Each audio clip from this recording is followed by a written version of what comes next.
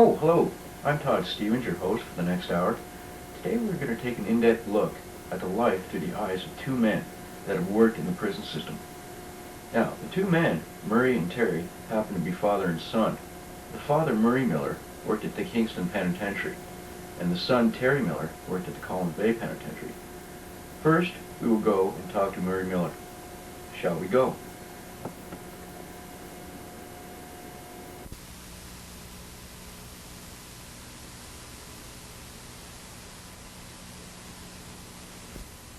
How would you describe the day in the life of a convict in the early years of the penitentiary? The day in the life of an inmate in the early years would commence at daybreak, at which time the convicts would be released from their cells, and they would then walk out to their workplaces in lockstep fashion, carrying with them what was known as their honey bucket. A honey bucket was the toilet, which was a bucket made out of wood, which they had in their cells to see them over the night.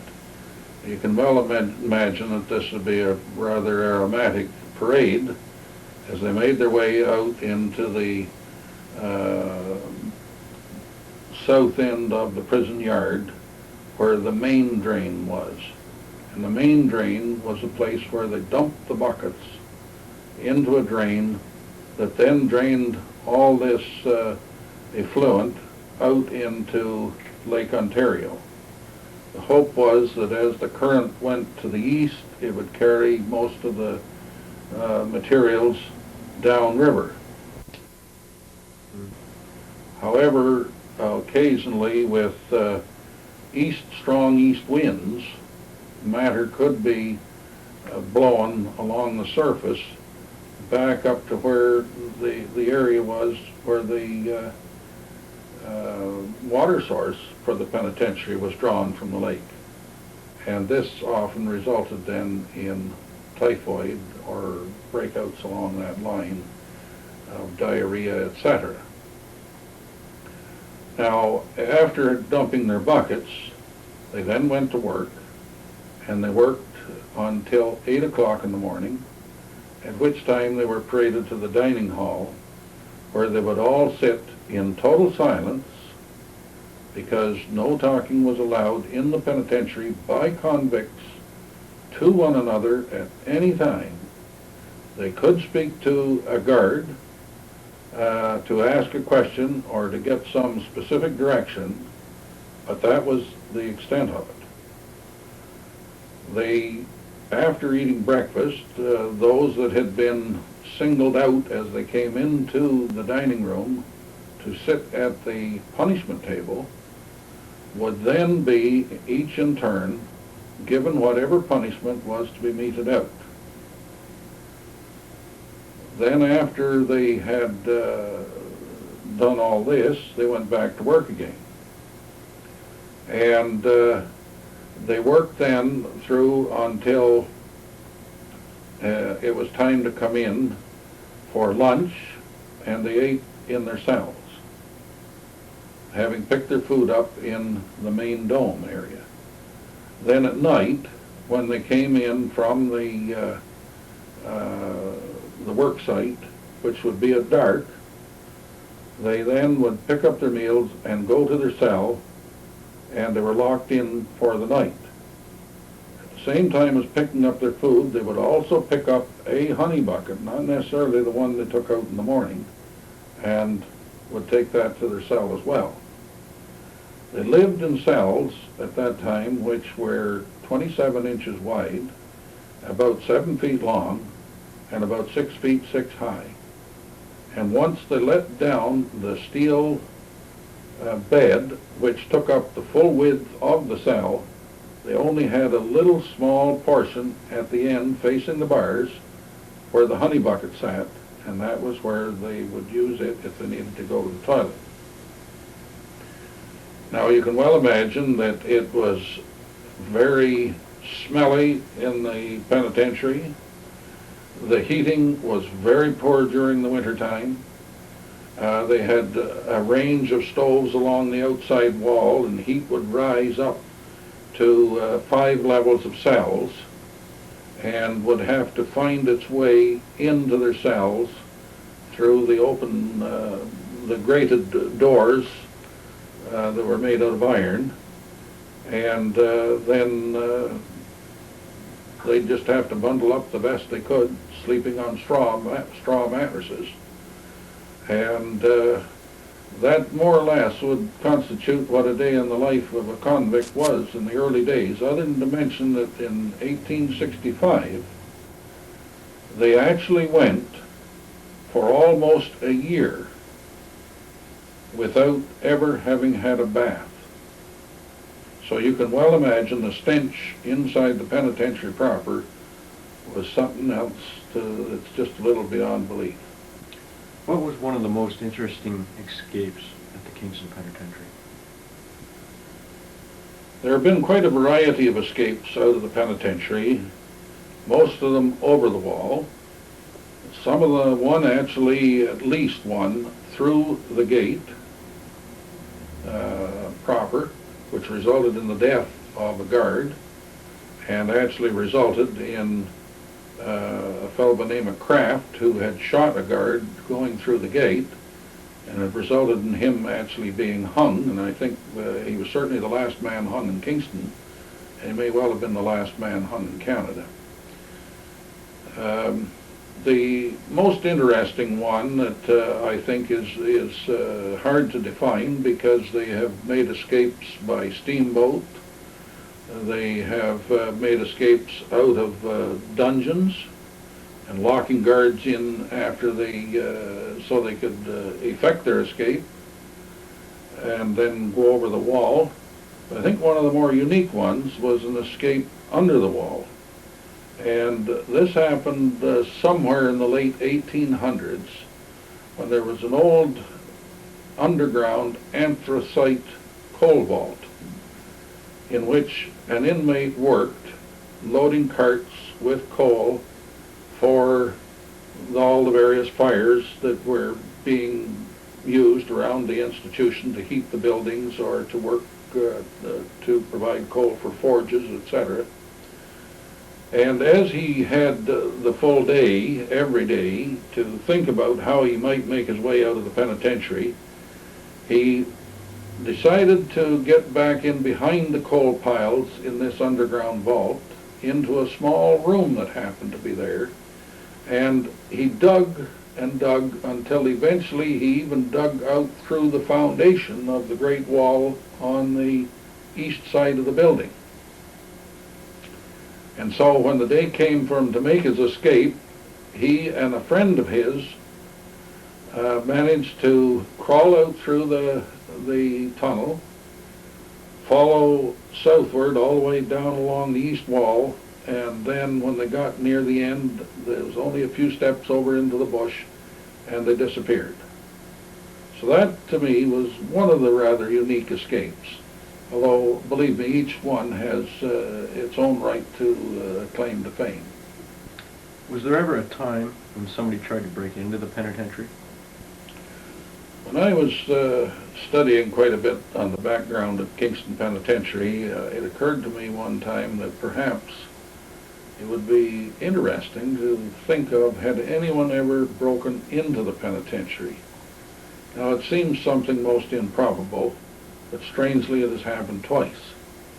Once it happened in 1842, and the second time it happened in 1856, when a young fellow by the name of Thomas Hardy, who had already done 3 years in the penitentiary and was a teenager, was released from the penitentiary,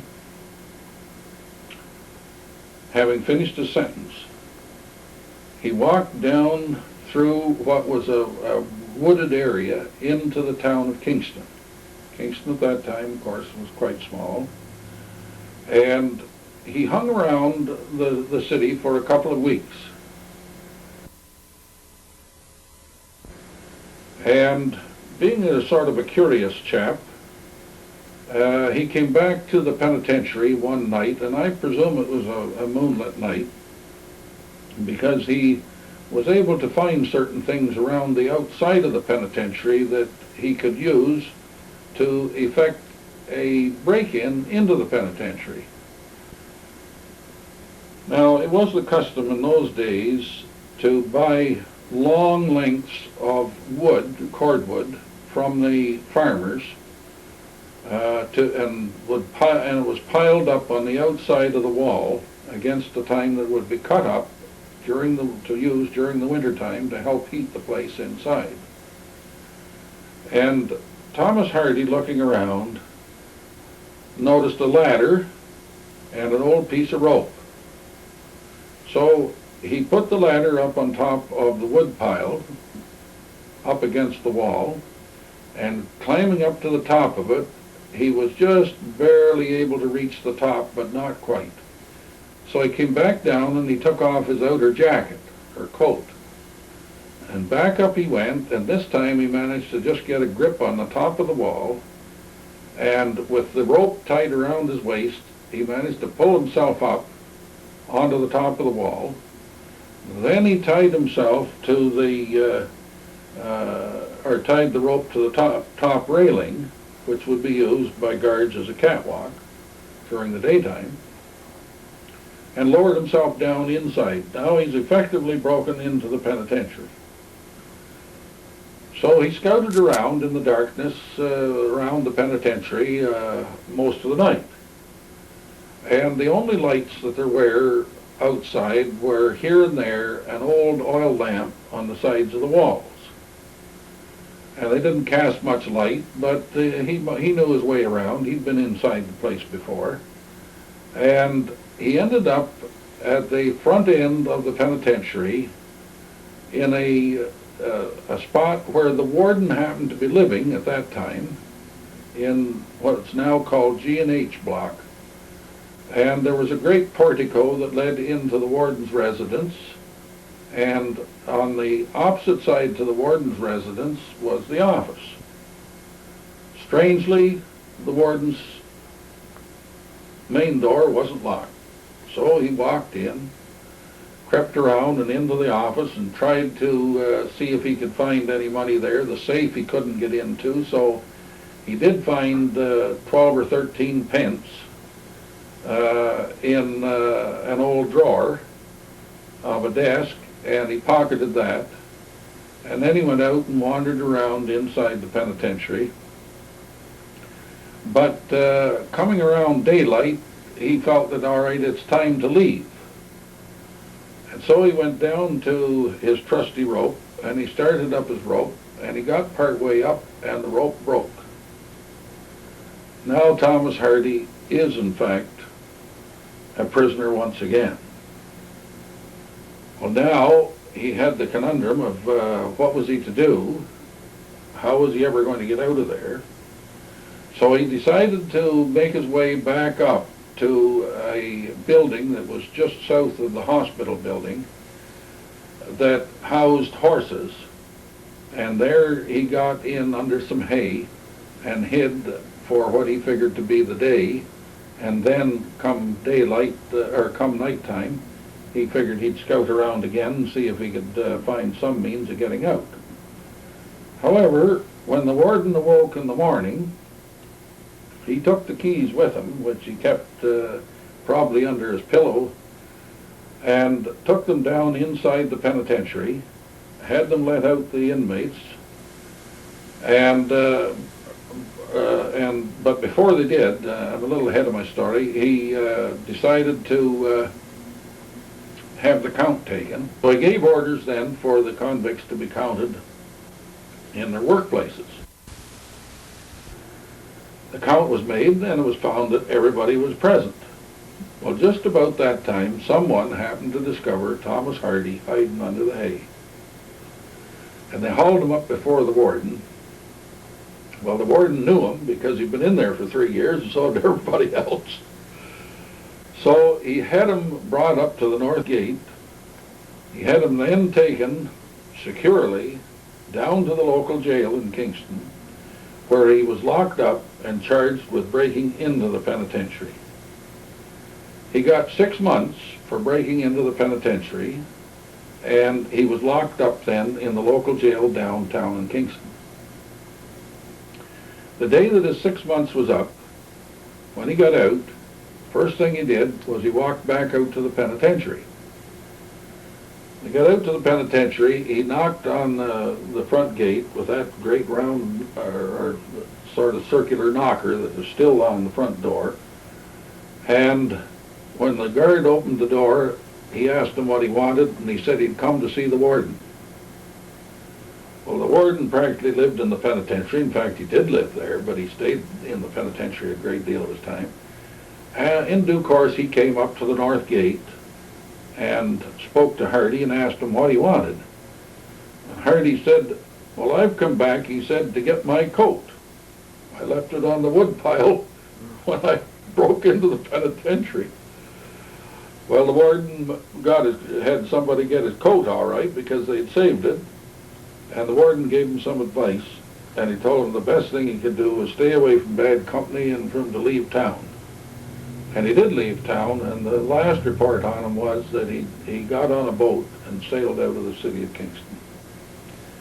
And that's the story of Thomas Hardy as he sailed off into the sunset. Oh, this was a very interesting experience for me, Mr. Millar. I'm truly thankful.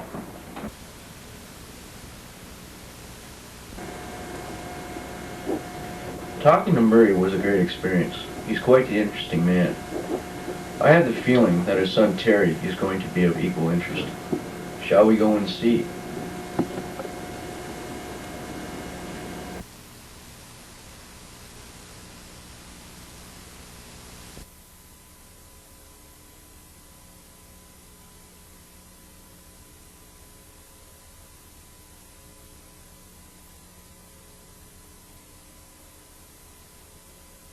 Good afternoon, Mr. Millar. Thank you very much for having me in today. You're welcome.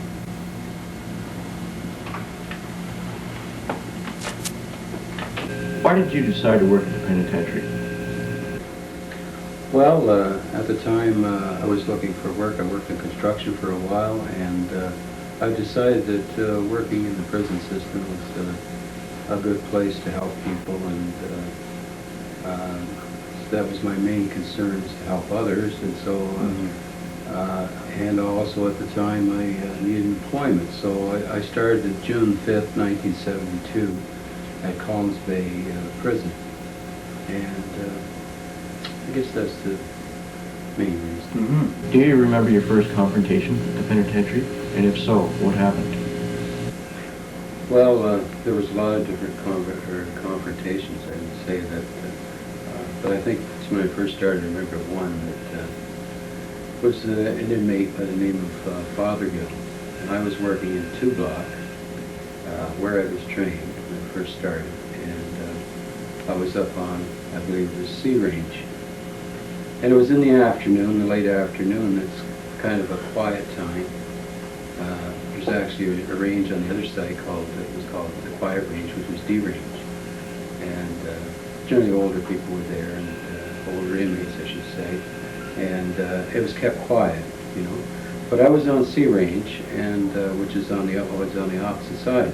So I was walking down the range, and I heard this swish, swish sound. Mm-hmm. And out of curiosity, I thought, what in the world is this? So I walked down the end of the range, and there was an inmate I had locked up before dinner.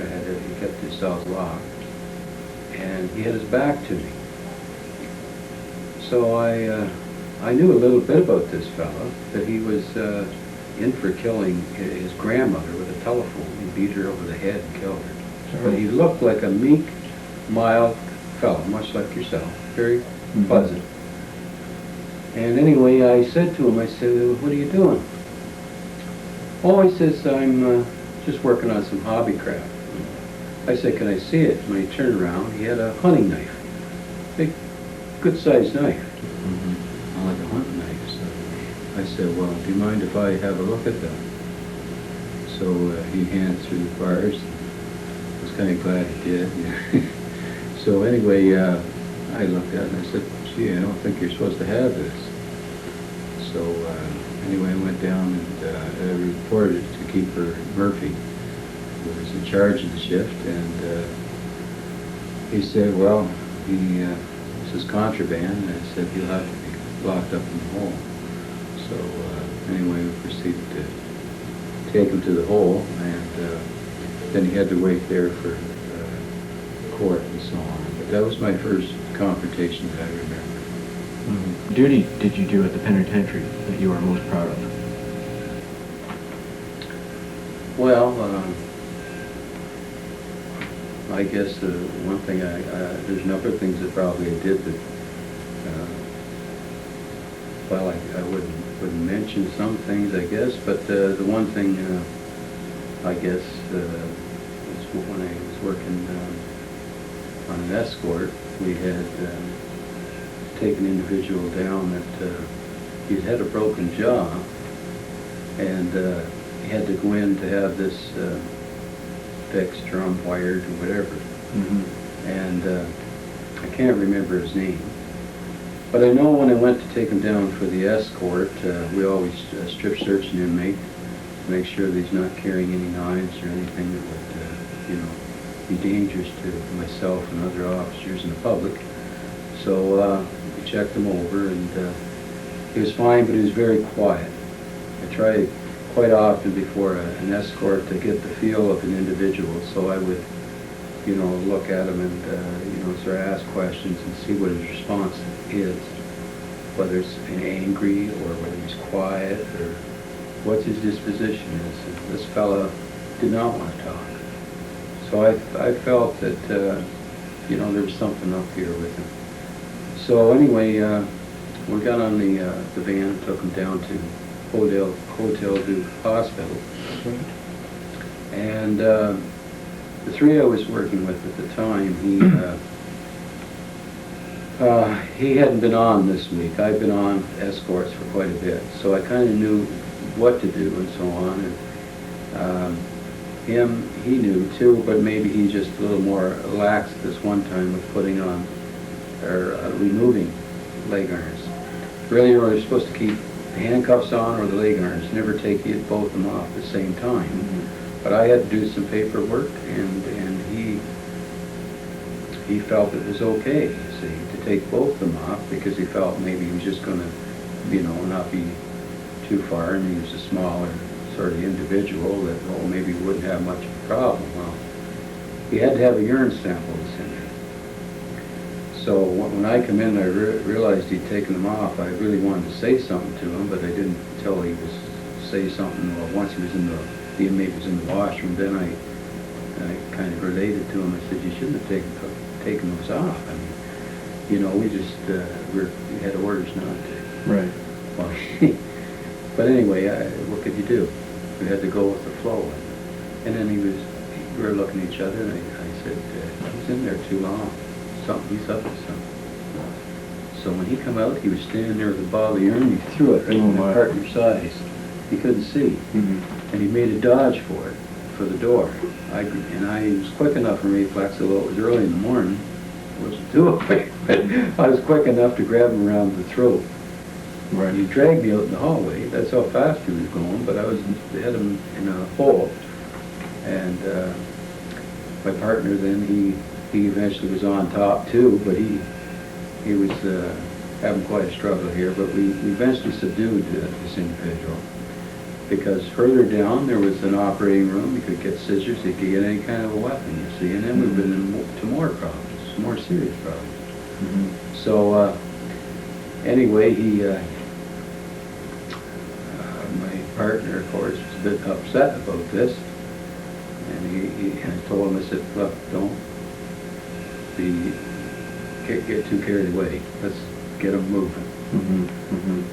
Because quite often, sometimes you get excited about it. So we got them moving and got them back in the van.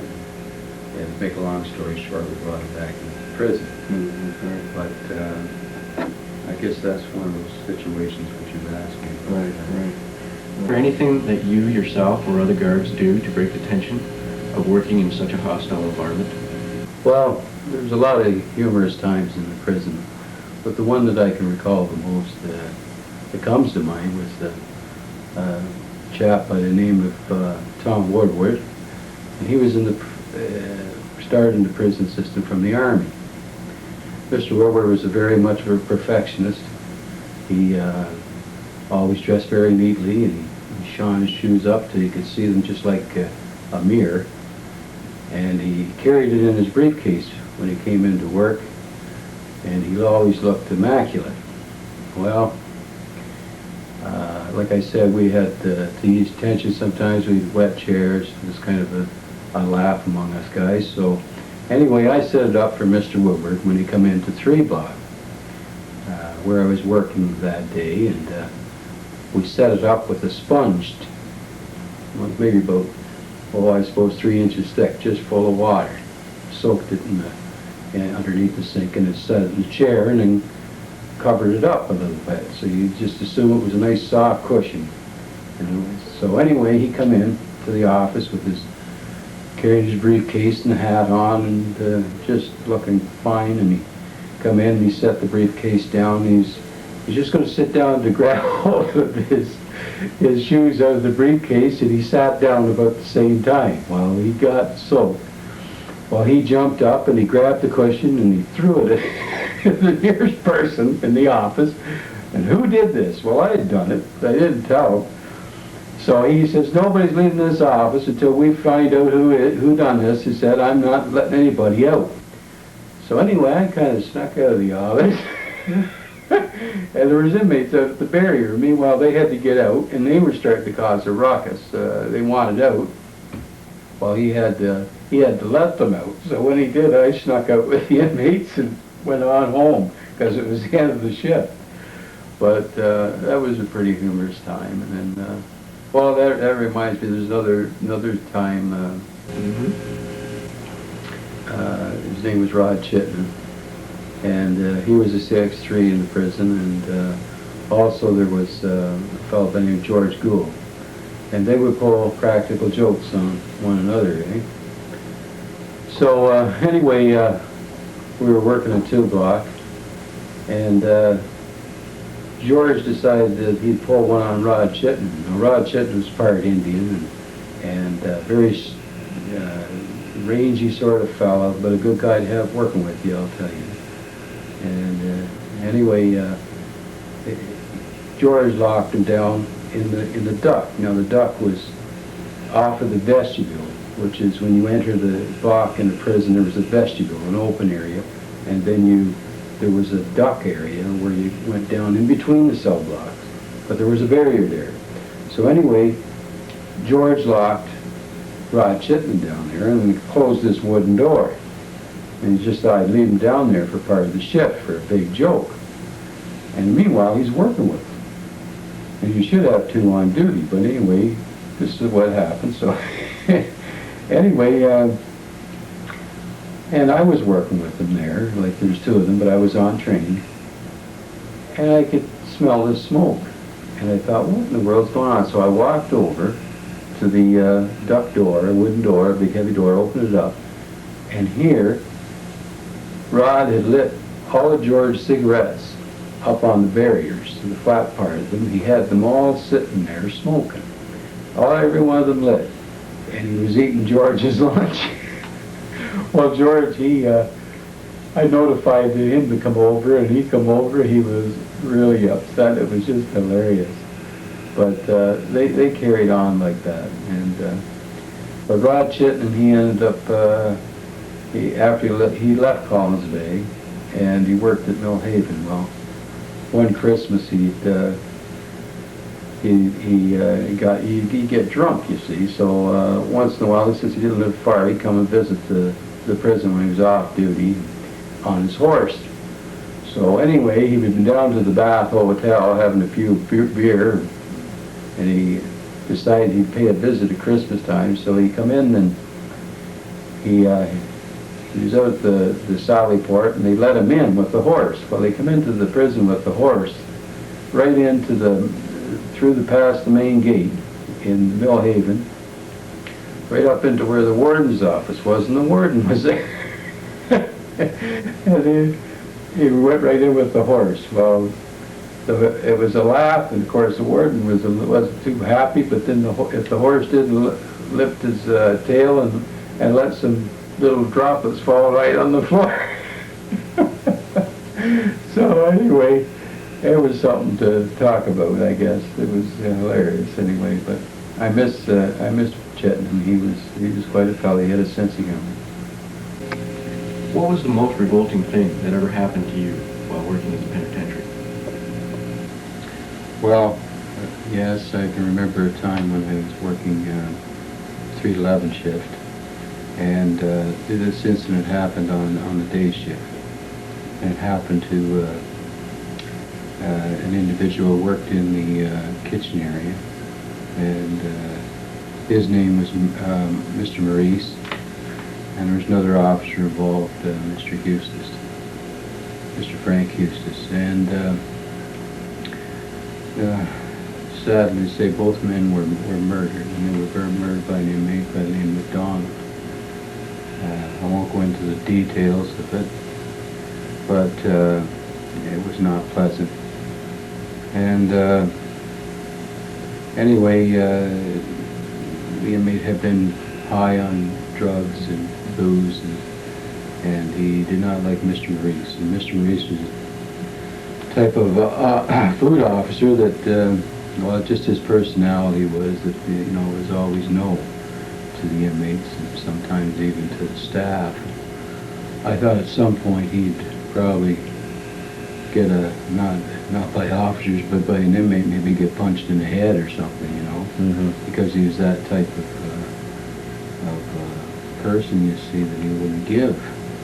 And giving is part of it too. I mean, you can't always take, and so sometimes you have to give a little bit. And so anyway, that was probably the reason for the start of this conflict. And yes, I felt uneasy even after it had happened. I stayed to work for, well, another many years after that, but it still it was in your mind at times, so you don't really forget those things.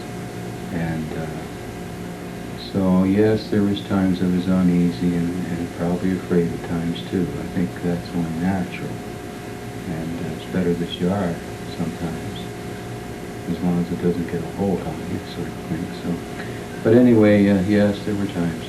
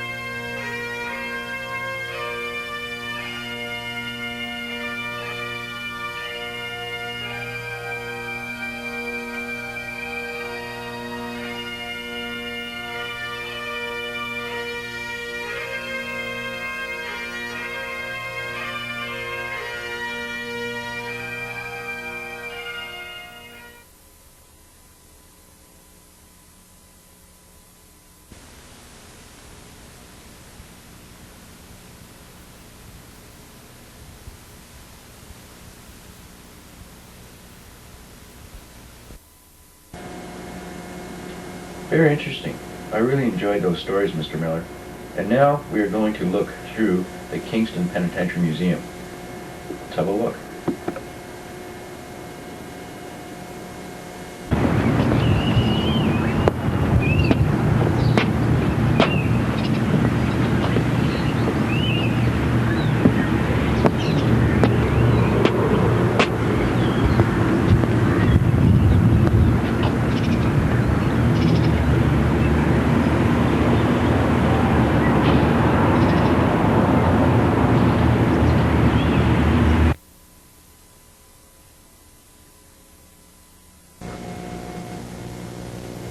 This is a selection of restraint equipment. At the top here we have a leather restraint belt and a chain version in the back.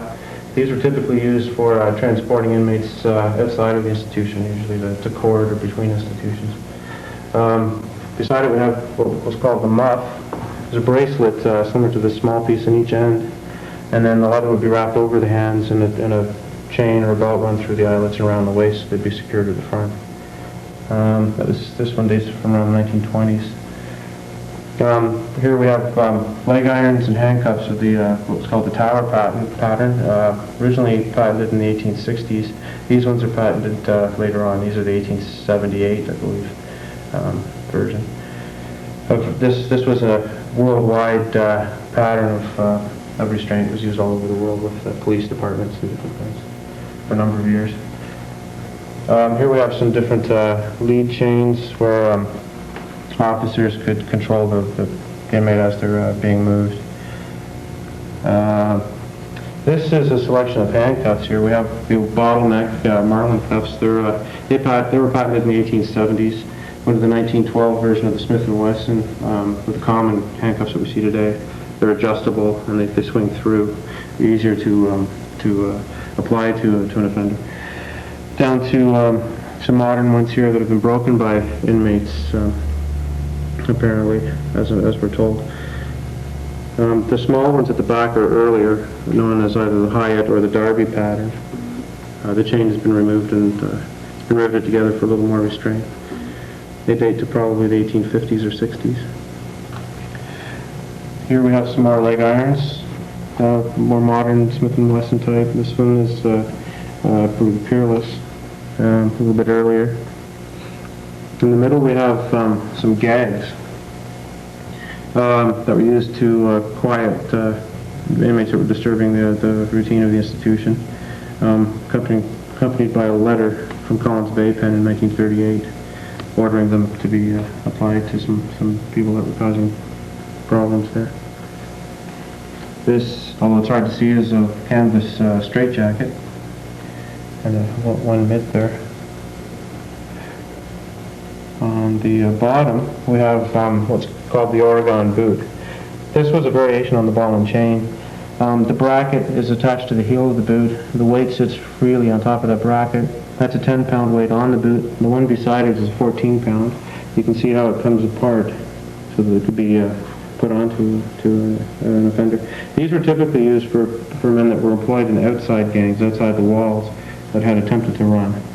They would be recaptured. These would be applied, they'd be sent back to work. It's not something that they would all have to wear if they were going outside. Here we have two versions of the cat and nine tails. The top one with the short ropes is from the Canadian system. The blue one with the longer ropes is from the British prison system, the Home Office. And the black leather paddle is the corporal punishment paddle that was used up until 1968. That one was a spare. And then the ball and chain. This is the 15-pound. These were typically used until the 1930s, or thereabouts.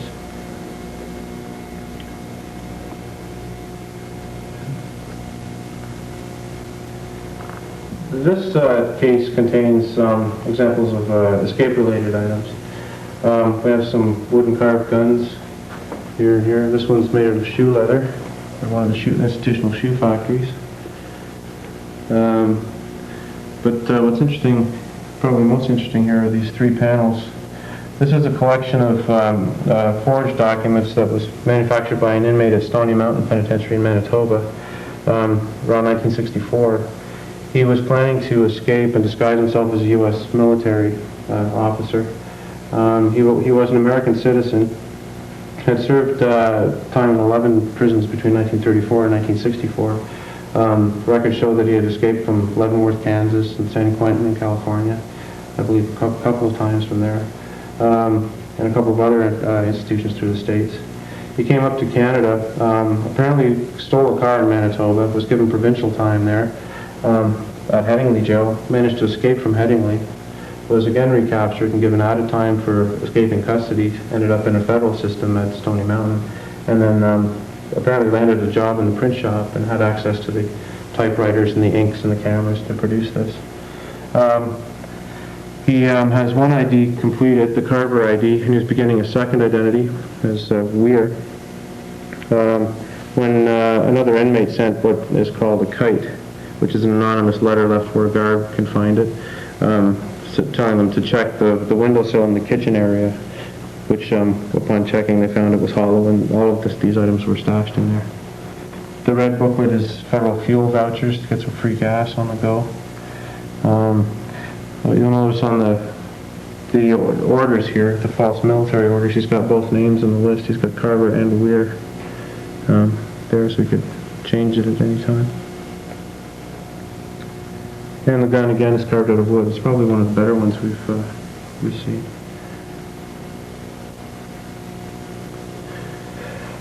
Beside that, we have some examples of the ropes and hooks that were popular for trying to climb the walls.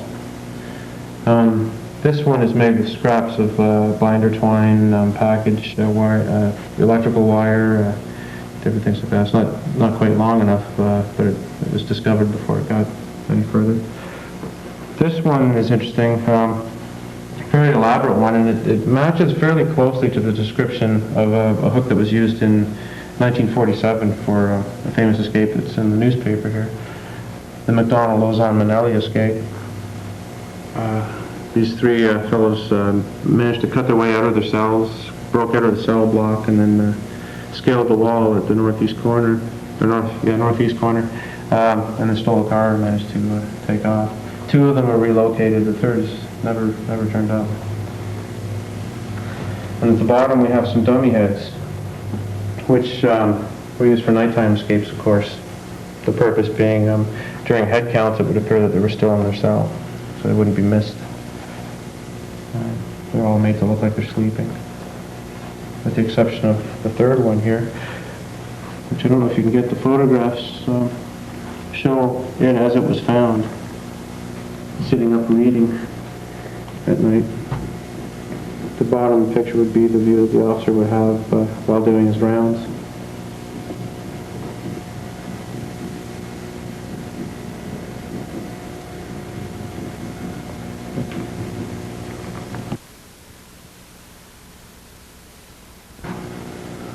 This machine is more or less known as the water shower punishment.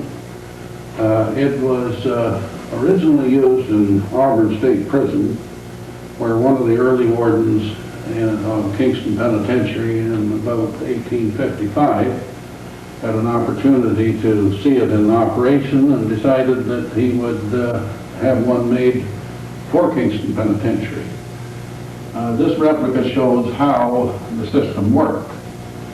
First of all, the convict would have been stripped naked, placed in these set of stocks, and then his head placed inside this enclosure and then fastened shut.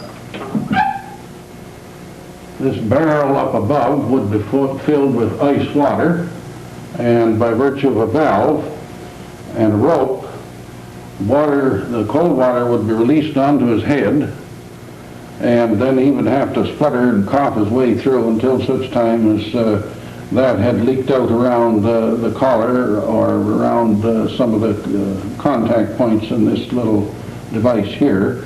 Then he'd get another one, and that would keep up until such time as the contents of the barrel were used.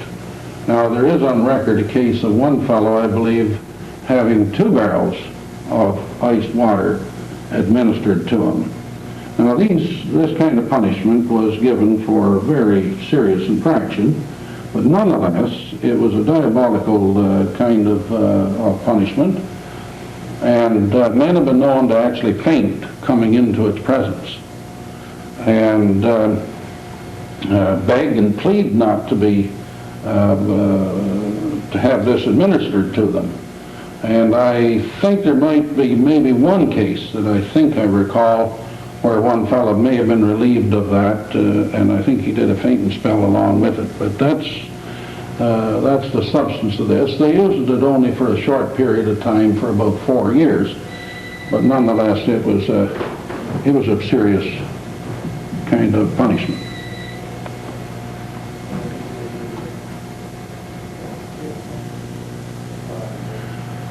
Way back in the middle 1800s, there was a ship's captain who happened to be taking a number of female convicts from Great Britain to be transported down to places like Australia or Van Diemen's Land, which is now Tasmania.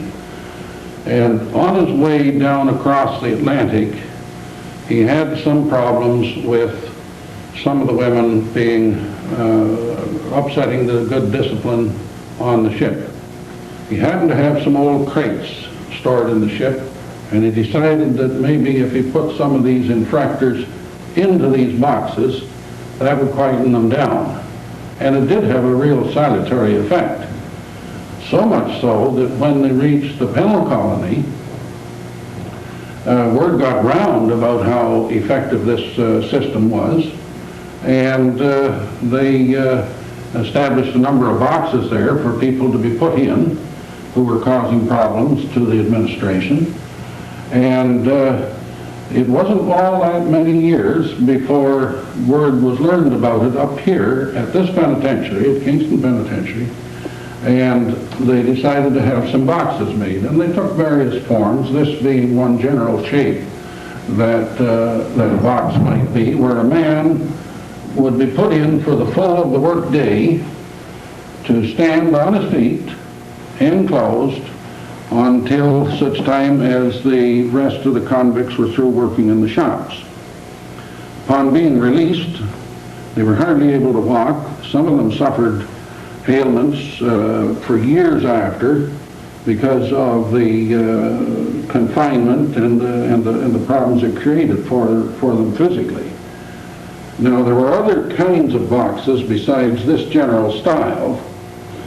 Some had a number of compartments in them, and there was even a cylindrical one that had doors that opened out and around, with all the convicts being so punished would be sort of standing in effect back to back, but each in a separate compartment with just enough room for his feet. Now, that was a very bad and diabolical treatment, and it fortunately didn't last very long, a couple of years or so, before they decided not to use it anymore.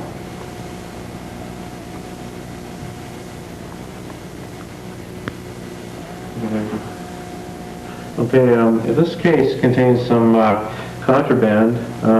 At the top here, we have something that was found in March of 1992 in Kingston Pen. It's obviously a spear. It was found in the paint shop.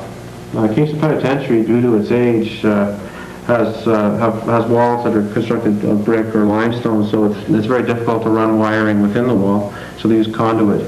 This is the length of the conduit that they used for that.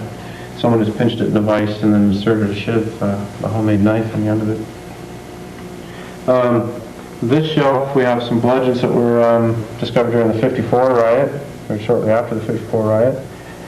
Pieces of bats, some pieces of pipe, whatnot. In the middle we have a garrote, which is something to strangle with. It was discovered in one of the institutions. A few sort of gruesome, I don't know what you'd call them, bludgeons and spears and whatnot.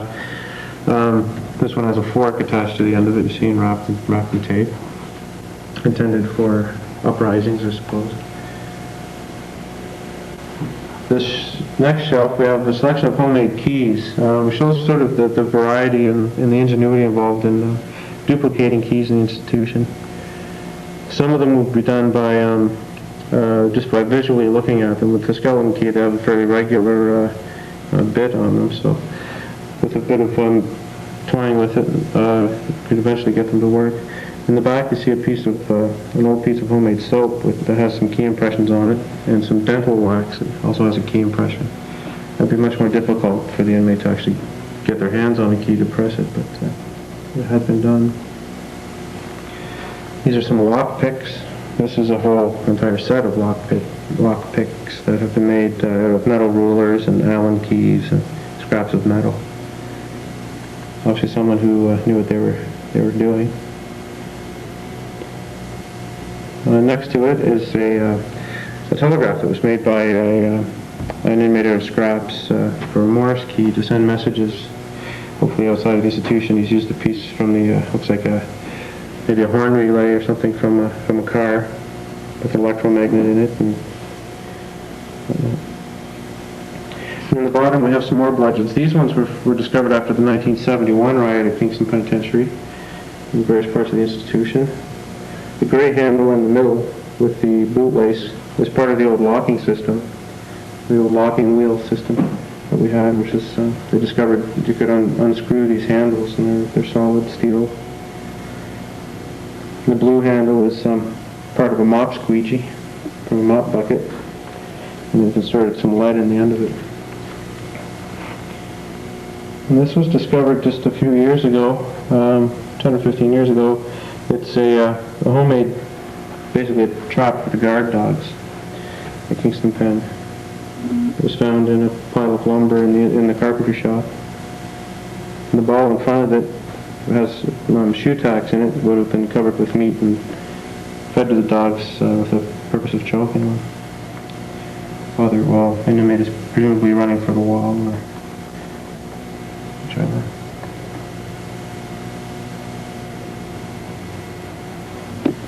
Okay, in this part of the museum we have two reconstructions of cells. We have a model of the first pattern of cell. This was used here from 1835 until the completion of the first renovations around 1906. You'll see the original cells were fairly small. They're 29 inches wide by 8 feet deep and 6 feet 7 high. Basically, there would be a few more pieces of furniture here we're still researching. There would be a 3-gallon pail with a lid that would be your toilet. There'd be a drinking water vessel and a wash basin so you could wash your face at night. And there would be 5 stationary pegs on the wall to air your uniform on. In the beginning, bathing was fairly restricted. The records show that they were allowed to bathe once a month, even though they were at hard labor in the quarries and whatnot. When illnesses started to spread through the institution, the surgeon increased that to twice a month, and again, over time, that was increased again, and now they pretty much can shower every day.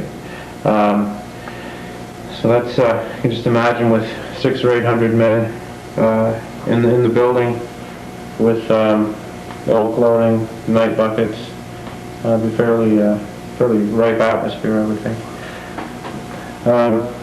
In fact, the old warden's daily journals, they're constantly ordering out the windows to be opened and whatnot, regardless of the time of year, just to air the place out.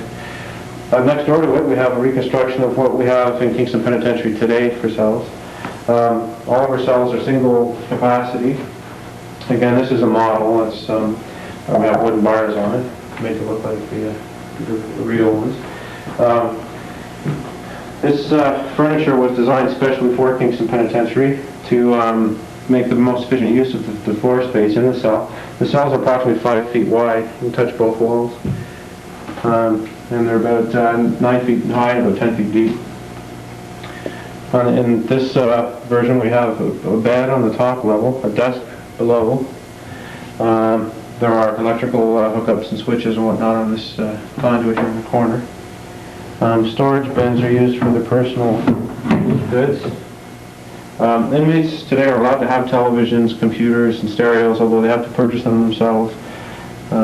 This is a television that was used by an inmate here, but had broken down, so we're just using it as a prop now. Back around this corner, you'll see the plumbing facilities. These are stainless steel, so they can't be smashed up. You notice there's no hook on the wall for the paper. It's kept in an indentation in the side for security reasons. We have the mirror. This is not glass. This is a highly polished sheet of metal, so it can't be smashed. It can be dented, but not broken. Some of their hygiene that they get. And then their storage unit here for the personal clothing. There's Con Walk T-shirt here. It's a charity walk that the inmates do for muscular dystrophy. They raise funds that way. Different things. We're trying to make this appear as though an inmate's actually been living in it. So, typical treatment of them.